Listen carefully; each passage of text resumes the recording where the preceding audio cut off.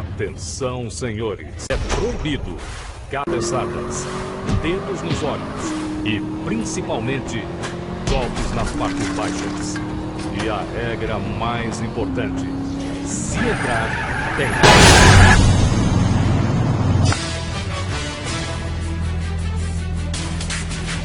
Bom, inicialmente, obrigado pela presença de todos. Achei importante a divulgação do processo. Primeiro, houve envolvimento das equipes. Vocês perceberam que o grupo PET deu uma diminuída, quem acompanha desde o ano passado diminuiu de 12 para 8. Às vezes diminui em volume e aumenta em qualidade, pelo que eu percebi numa primeira atividade.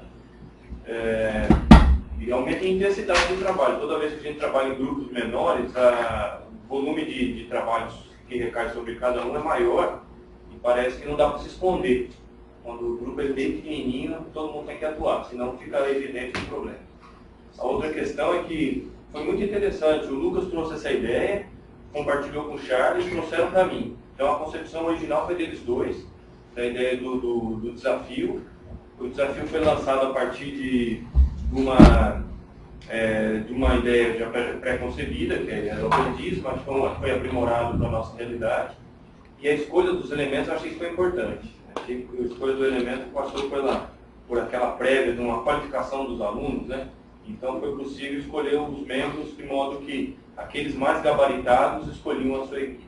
Então, eu acho que é um breve resumo do que acontece no mercado. Quem tem uma qualificação superior acaba escolhendo e não sendo escolhido, ou acaba, pelo menos, abrindo uma possibilidade maior.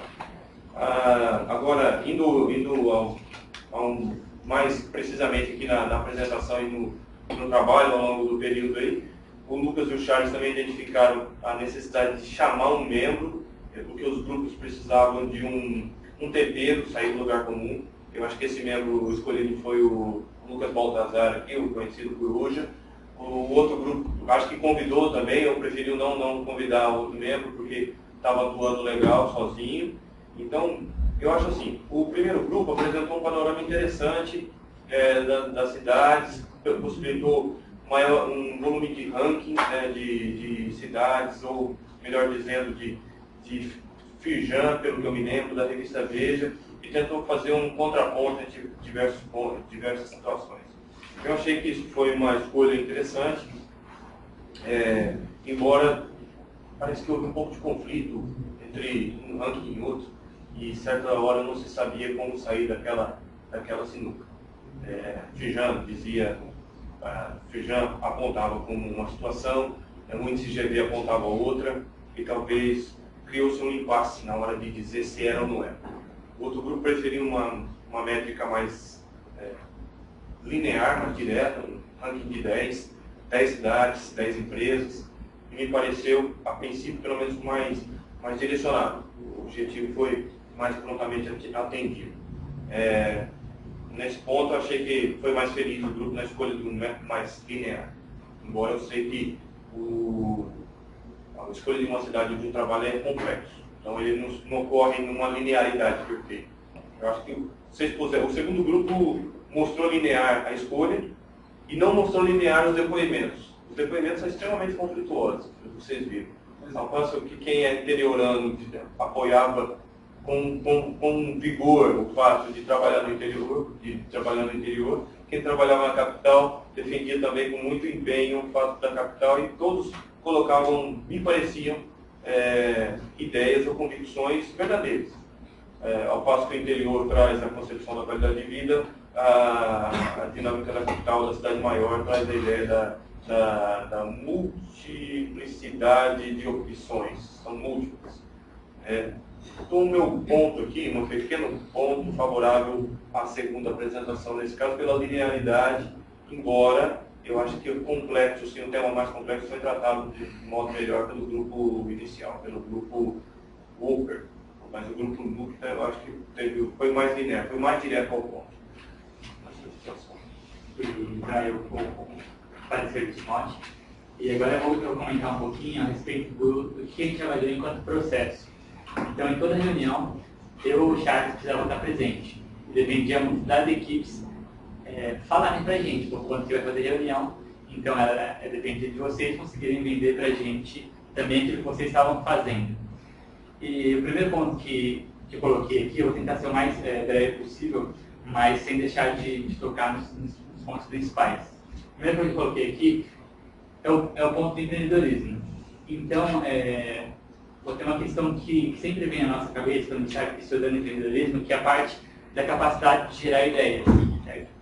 E um ponto que a gente passou para vocês aqui no briefing era que a gente ia considerar e validar muito criatividade e inovação. E tem uma diferença muito grande entre as duas coisas e as equipes precisavam ter percebido isso. Porque enquanto a criatividade é a capacidade do grupo ou de qualquer pessoa gerar ideias, quando a gente fala em inovação, é você gerar e você agregar valor. Então, é como se a inovação dependesse da criatividade, mas existe essa diferença. Porque se você só dá a ideia, mas aquilo não se consome em valor, então acaba perdendo sentido aí. E o ponto principal, quando você está falando da capacidade de primeiramente gerar a ideia, então quando vocês estão naquele momento de brainstorm que a gente foi acompanhando lá, variava muito o nível das ideias. Então vocês tinham ideia muito boa, vocês tinham ideias muito ruins, e aquele membro que tinha capacidade de convencimento um pouco maior, ou que tinha um pouquinho mais de argumento, acabava meio que calando e focando a ideia dos outros. Então, e não necessariamente a ideia do cara era melhor, mas talvez pela falta de repertório dos outros dois membros da equipe, a ideia se efetivava. Então, quando você está trabalhando nessa parte, nesse campo da capacidade de gerar ideias, um ponto principal aí é que a pessoa ela consiga equalizar, então não oscilar em relação ao processo de criação. É um negócio extremamente complicado isso, porque depende muito do repertório que você tem. Então dava para perceber, pois isso foi muito interessante, que os caras, a gente viu o currículo da pessoa, certo? Com base no currículo é que ela se tornava o líder da equipe. Então o que era muito nítido é que quanto mais atividade a pessoa tinha participado, mais repertório ela tinha e consequentemente ela gerava mais ideias. Às vezes não sempre lá em cima, mas sempre dava mais ideias. Isso foi um ponto interessante que a gente conseguiu anotar aí. Em relação à questão de inovação, quando a gente falou de inovação, a gente acompanha enquanto processo, mas faria toda a diferença que a apresentação aqui fosse de impacto, a apresentação aqui fosse inovadora. Quando a gente fala uma apresentação inovadora, a gente está falando que tem que usar press, tem que usar slide. Às vezes uma apresentação de impacto é uma apresentação simplesmente falada. E eu lembro que eu vi uma vez um cara falou assim, que inovação ela tem muito mais a ver com ótica do que com fibra ótica. Porque a gente alia sempre, ou a gente tem um pensamento errado de que inovação tem a ver com tecnologia. E não necessariamente. Daí o cara ele fala um monte de coisa lá, ele terminou assim. E para mim, inovação é como se fosse uma enzima. E aí eu levei lá da biologia do cursinho. Porque que é enzima? É um catalisador que ele participa de uma reação, então ele participa de um momento, ele acelera essa reação, mas ele não é consumido no processo. Então é algo que é contínuo, dependendo sempre da sua base, do seu repertório. E muitas vezes, na maioria das ações, vocês pensavam de uma forma tradicional, de uma forma linear, e não tinham um pensamento exponencial. Considerando sempre os dois pontos, criatividade e inovação. E é só a gente pensar, pense em você na faculdade, não pense agora nos grupos. Mas a gente não está muito acostumado com um pensamento linear. Por exemplo, se eu falar para vocês assim, qual que é o próximo número? 2, 4, o que você vai falar? 6. E não necessariamente eu estou pensando dessa forma, porque eu posso estar levando ao quadrado. Então, 2, 4 podia ser 16. Então, o que a gente tenta, ou o que a gente precisa tentar é sempre sair dessa lógica linear e alcançar algo aí exponencial. E são normalmente pessoas que pensam fora da caixa que chamam a atenção dessas companhias de talento aí, né? Outro ponto que a gente considerou aqui é quantas pessoas cada uma das equipes conseguiriam atrair para o evento. Que é um problema que todo projeto de faculdade tem, provavelmente vocês vão se deparar com isso. O nível de interesse da faculdade em projetos, em apresentações desse tipo, é muito baixo. Então, quanto mais pessoas vocês conseguissem atrair, seria melhor e contaria pontos para vocês.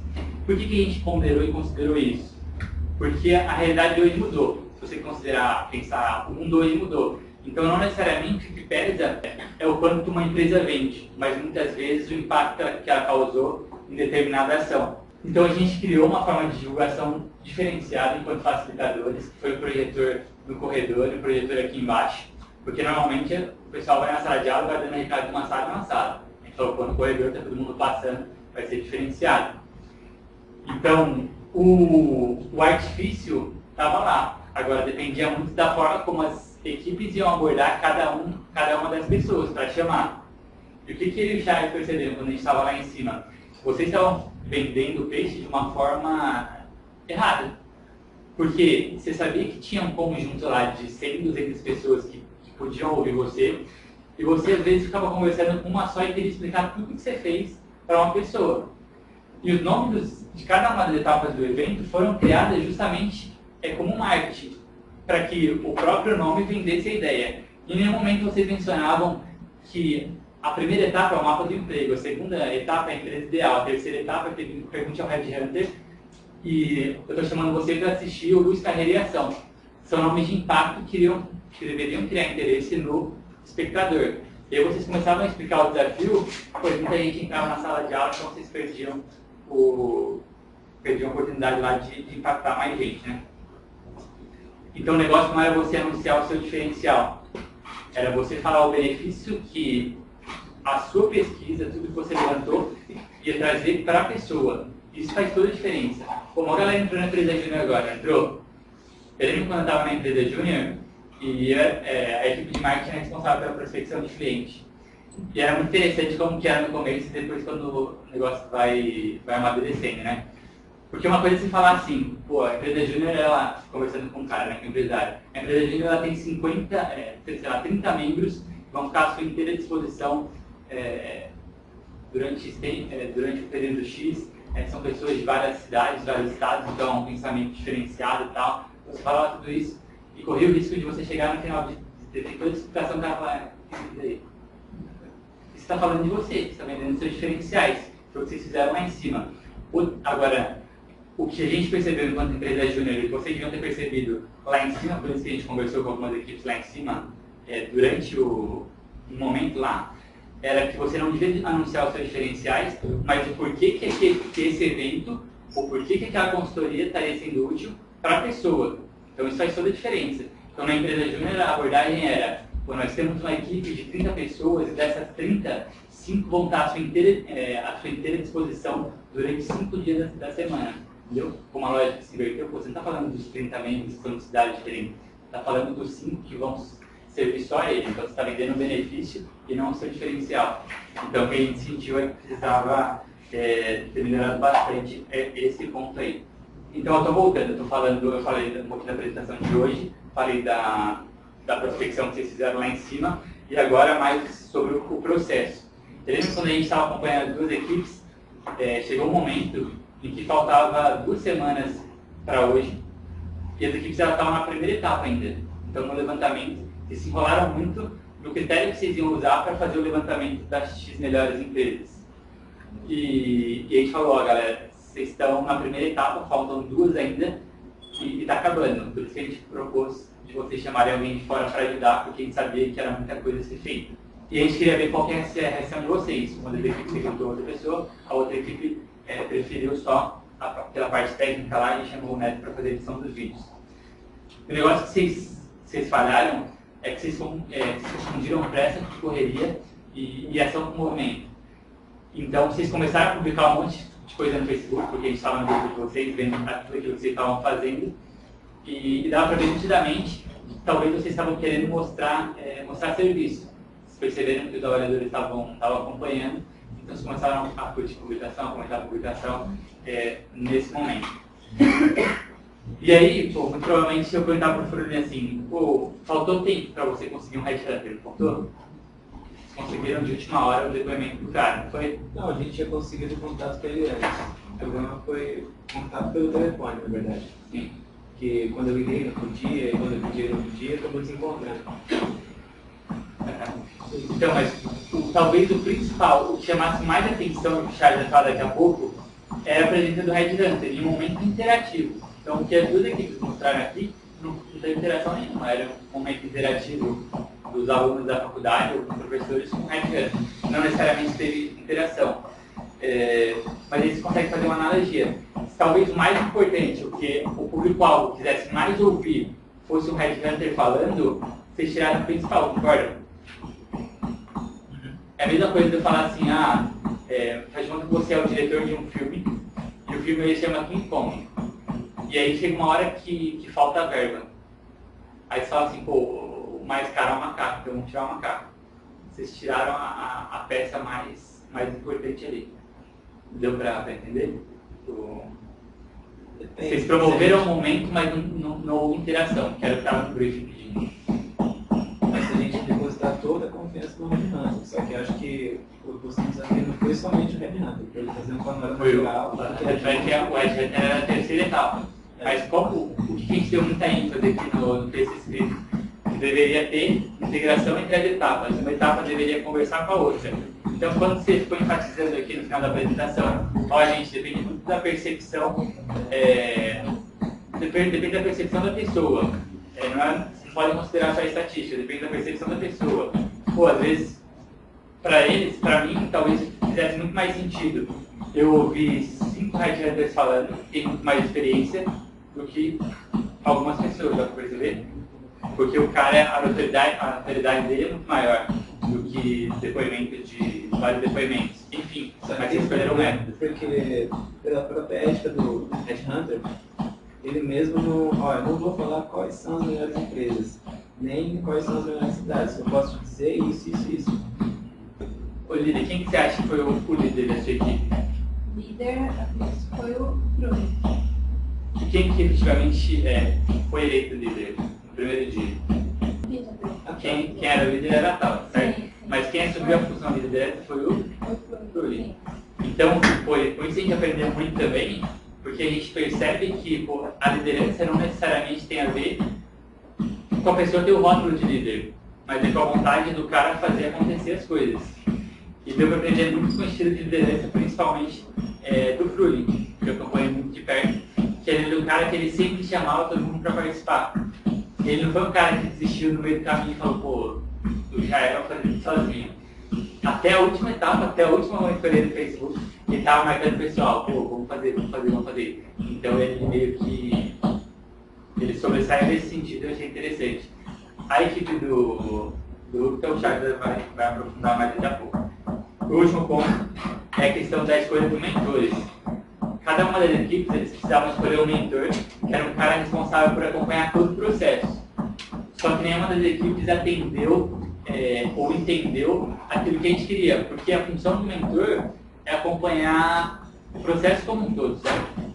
E vocês não conseguiram um mentor, vocês conseguiram um consultor. Vocês tiveram um encontro só com uma pessoa, no caso de uma das equipes foi o professor Renato e a outra foi o Ricardo. Vocês tiveram uma consultoria ali, que na verdade que a gente queria uma mentoria. Uma das coisas principais talvez fosse que os caras tivessem aqui assistindo a apresentação final, já que eles participaram do processo. E daí eu passo para o Charles. Então, vou tentar ser bem objetivo aqui com vocês. Eu e o Lucas, a gente atua como facilitador, né? Então, a gente mediu a participação de cada um dos membros na equipe. Só que o que acontece? Na equipe Luctar, eu não consegui medir essa participação. A gente tinha todo dia, a gente tinha a quinta-feira marcada exclusivo para atividades do Compete. A equipe Upper sempre indicou, nós vamos reunir a biblioteca às 2 horas. O que aconteceu com a Luctar? Vocês nunca me informaram por Facebook, por Skype, não sei por que e-mail vocês utilizaram. Então, as informações que vocês apresentaram aqui para mim tornam-se meio duvidosas, assim. Porque eu não sei se realmente vocês pegaram isso, vocês pesquisaram isso em algum lugar. Então, eu acabo meio que desclassificando o que vocês apresentaram aqui para mim. Por vocês não terem me informado o que aconteceu durante o processo. E durante o processo, a gente avaliou algumas habilidades e competências de vocês. Como criatividade, pervertindo um pouco, que é você pensar um pouco fora da caixa. Objetividade, é você alcançar aquilo que você propôs. O terceiro foi a iniciativa de vocês. Quarto, o dinamismo. Quinto, cooperação. E sétimo, organização. Então, antes de eu dar meu parecer, eu queria perguntar para a equipe Luthor, como vocês utilizaram, todo mundo sabe que a base do PET é pesquisa, ensino e extensão, como vocês utilizaram isso dentro do desafio?